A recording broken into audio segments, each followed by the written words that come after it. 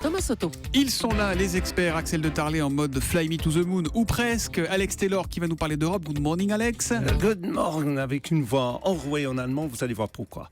D'accord, ça, c'est de plus en plus mystérieux les bonjours d'Alex Taylor. Alexandre Carac qui va nous expliquer que sécurité et gros sous sont des mots qui vont très bien ensemble. Bonjour à tous. Bonjour Thomas. Et bonjour Anne Le Gall, évidemment.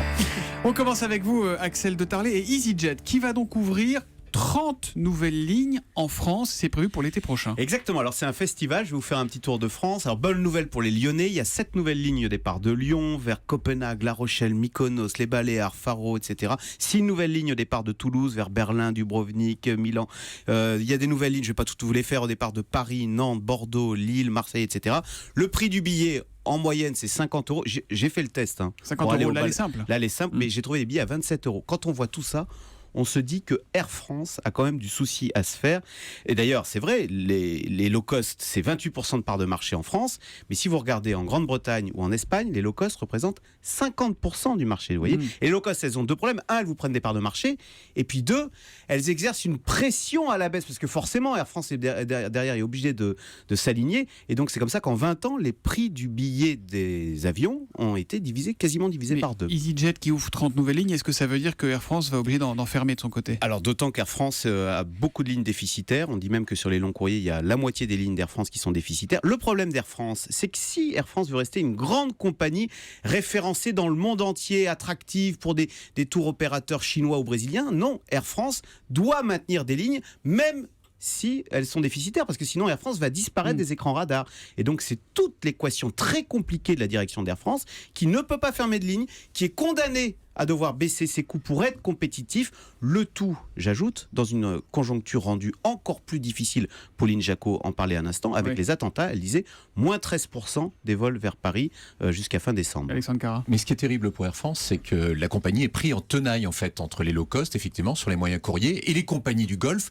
sur les longs courriers. Donc on se demande comment ils peuvent résoudre l'équation. Oui, mais sur un Paris-Nice ou un Paris-Toulouse, on a les cahuètes. C'est peut-être ça qui fait la différence. C'est ce qu'ils disent. Il faut qu'on soit pas trop cher et il faut qu'on soit très bon en service. Voilà. On va en Allemagne tout de suite avec vous, Alex Taylor. L'accord Schengen, Schengen, les frontières de plus en plus fragiles depuis hier. Oui, en fait, 2 discours à 1h près hier matin devant le Bundestag. Pour commencer, Angela Merkel qui a dit sans mécanisme de partage équitable des réfugiés, Schengen, c'est fini.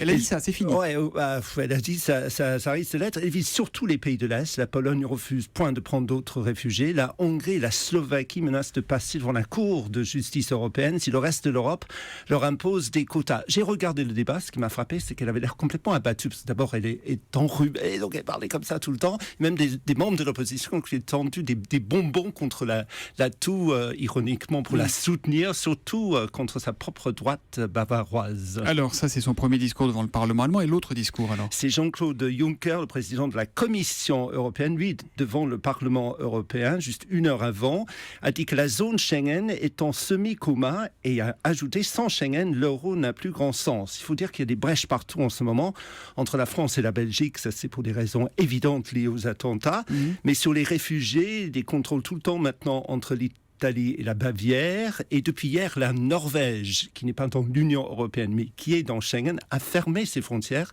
avec la Suède. Et je vous rappelle que l'accord Schengen précise que ces mesures doivent durer 30 jours maximum. La question désormais, c'est pas de savoir si on va réformer Schengen, c'est quand. Parce qu'en réalité, notamment en France, toute la classe politique est désormais unanime sur le fait, l'obligation de réformer Schengen. Il faut reconnaître que Nicolas Sarkozy, dans son programme de 2012, voulait un Schengen 2. Il en parlait à l'époque. Oui, Schengen peut tenir ou pas, Alex?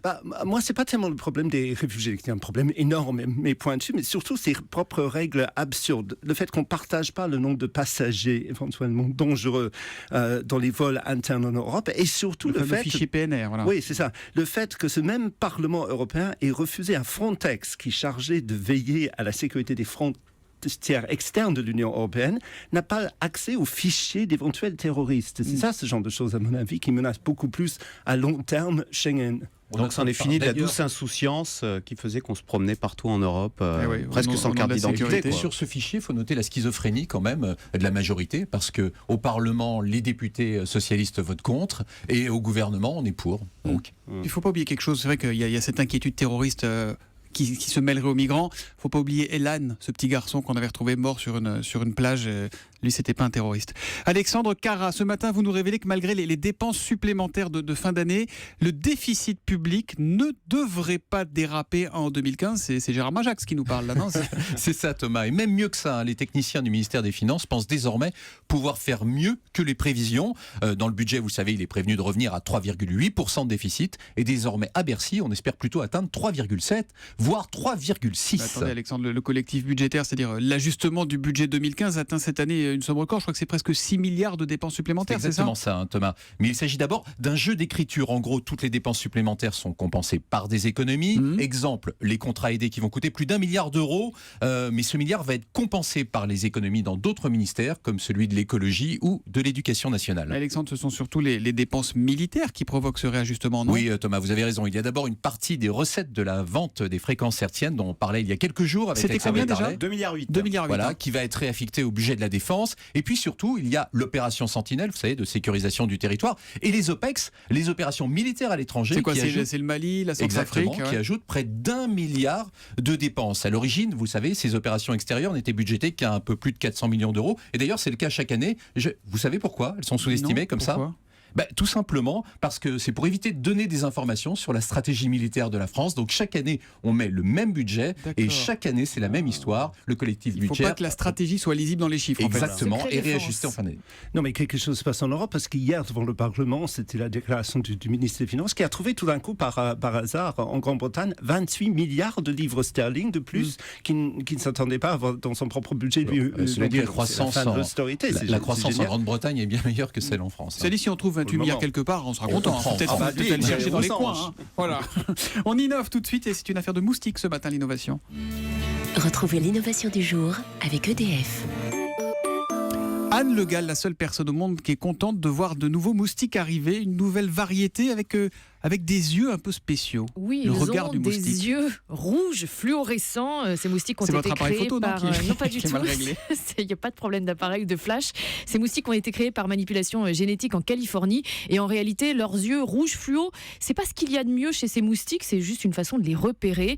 Ce qu'il y a de mieux chez ces moustiques-là, c'est qu'ils sont incapables de transmettre le paludisme à l'homme. Vous le savez, le paludisme, ça vient d'un parasite qui est transmis par certains moustiques. Et bien ici, ces moustiques OGM aux yeux rouges, donc, fabriquent des anticorps contre ce parasite et donc ils ne peuvent plus être vecteurs de la maladie, une maladie qui tue quand même 1 million de personnes chaque année dans le monde. Mais attendez, c'est bien joli, mais on va quand même pas remplacer tous les moustiques vivants dans la nature par des moustiques OGM nouvelle génération. Aux yeux rouges? Eh bien, si, en fait, c'est ce qui se passerait si on lâchait ces moustiques dans la nature. Ça se passerait naturellement, puisque ces moustiques ont le pouvoir de transmettre le gène anti-palu à plus de 99% de leur descendance. Et donc, même s'ils s'accouplent à des moustiques normaux, et donc, naturellement, ils élimineraient les autres moustiques. Mais c'est pas risqué quand même, parce qu'on dit très bien, ça va soigner le paludisme ou régler le problème, mais quand même mettre des insectes OGM dans la nature comme ça. Alors ça, c'est tout un débat, et c'est pour ça que justement, en ça ce me rappelle moment, les vaches génétiques d'Axel de hier la matin. Chine, absolument. Les vaches clonées. C'est pour ça que pour l'instant, les moustiques restent enfermés dans des boîtes dans le laboratoire. Il faut s'assurer de leur stabilité génétique, s'assurer qu'il n'y a pas de gènes de résistance qui apparaissent. Et donc, les expériences ne commenceront au mieux sur le terrain que dans 1 an. Bon, les moustiques aux yeux rouges sont nos amis. Savez-vous qui pique chez le moustique? Qui pique? La femelle. Rien à ajouter. À demain, les experts.